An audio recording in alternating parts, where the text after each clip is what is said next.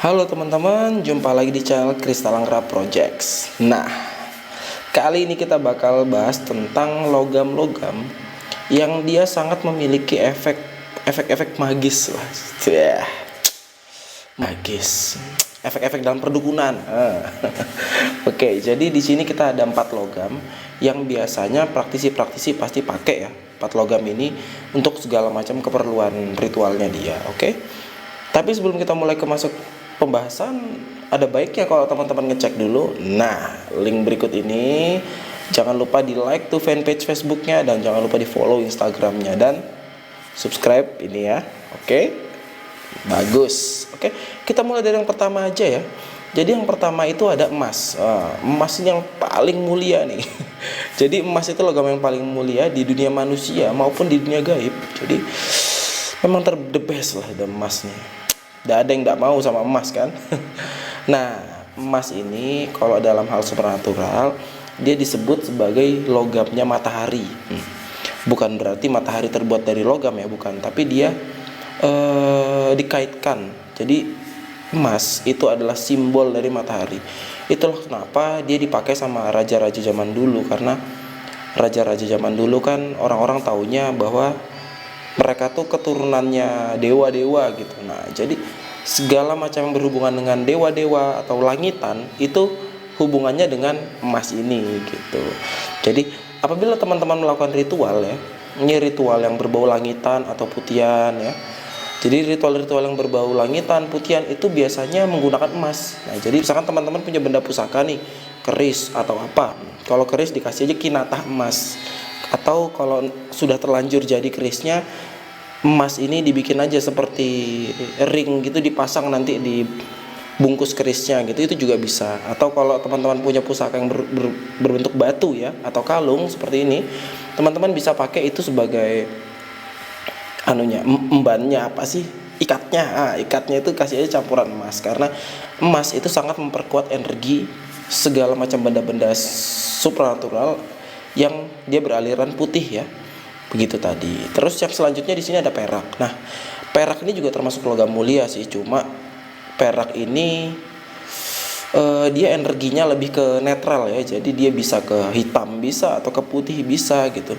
Jadi dalam hal supernatural, perak ini dia dikaitkan dengan energinya bulan. Semua magic itu sangat berkaitan dengan energinya bulan.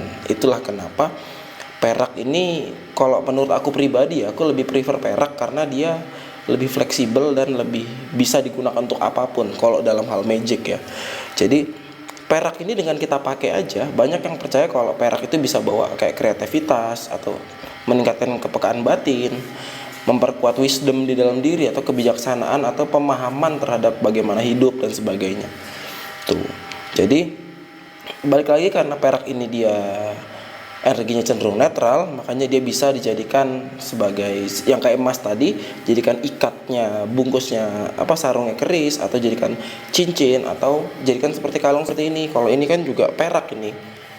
Aku pakai perak karena pertama perak itu dia berkaitan dengan bulan, dan karena bintangku Cancer juga. Cancer itu kan bintangnya planetarinya kan moon juga. Jadi pas lah.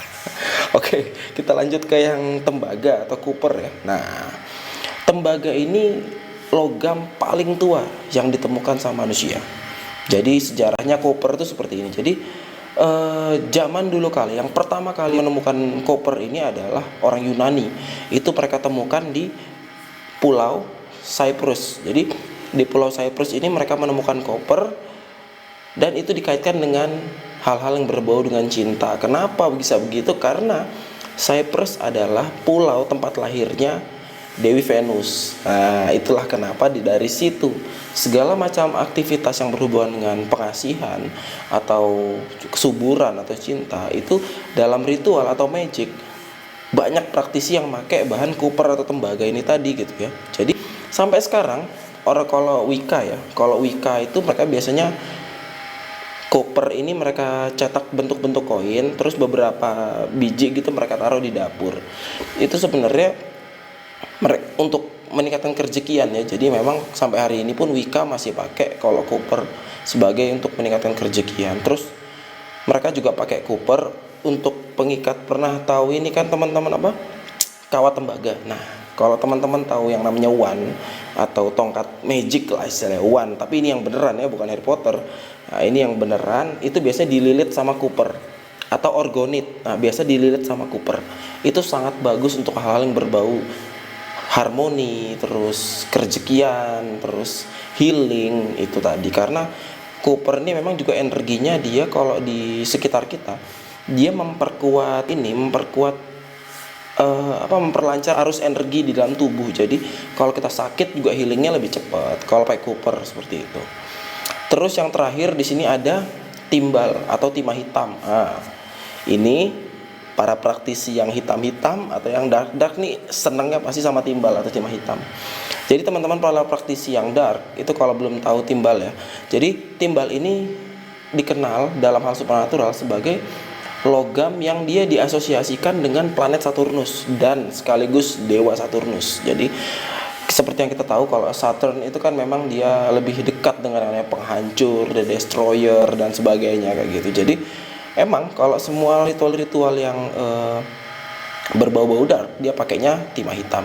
Dan gini lagi, menurut ilmuwan, ini menurut ilmuwan nih, bukan katanya Kristal Angra Project nih ya. Jadi timbal atau timah hitam itu satu-satunya logam yang dia bisa menyerap cahaya dan menghalangi jalannya suara. Wah, ngeri dah tuh. Makanya dia secara fisik dia sudah dark, istilah secara fisik udah dark, secara energi dia juga sudah dark. Jadi memang logam ini juga, timah hitam ini juga dibilang logam yang paling immortal lah, karena ada ilmuwan kan mereka bongkar-bongkar makamnya seperti makam-makamnya raja-raja zaman dulu sebagainya itu. Semua senjata yang ada campuran timah hitam atau timbalnya itu mereka awet semuanya dibandingkan yang emas utuh, perak utuh. Pasti ada yang kayak gerigi-gerigi kayak cuil gitu. Sedangkan kalau yang mengandung timah hitam tidak ada yang kayak gitu. Karena dia makanya disebut sama ilmuwan juga sebagai immortal metal kan, seperti itu. Jadi timbal hitam ini timah hitam ini logam yang paling bagus digunakan untuk ritual-ritual yang berbau dark magic atau hitam ya. Jadi sangat memperkuat energi dark apabila dijadikan campuran pusaka atau jimat yang berenergi kasar atau panas. Hampir semua praktisi di luar negeri itu menyebutkan kalau ritualmu berkaitan dengan komunikasi dengan underworld, pakailah Cooper. Praktisi-praktisi itu tidak menyebutkan tentang Cooper bisa membuat kamu lebih aman atau enggak. Yang mereka sebutkan adalah kalau kamu ritual-ritual yang berbau dengan dark atau berhubungan dengan underworld atau dunia bawah, timah hitam itu akan memperlancar komunikasimu gitu loh. Jadi kalau kita merasa praktisi, kita belum lancar komunikasi dengan hal-hal yang hitam, ya pakai bikin aja cincin. Timah hitam ini aku rasa banyak di toko bangunan kok. Jadiin cincin atau dililit ke wand seperti yang Cooper atau tembaga tadi juga bisa gitu. Oke, itu tadi 4 logam yang sangat super di dunia perdukunan internasional ya. Nggak cuma lokal, internasional begitu. Kalau teman-teman suka dengan konten ini silahkan di like dan jangan lupa di subscribe. Oke.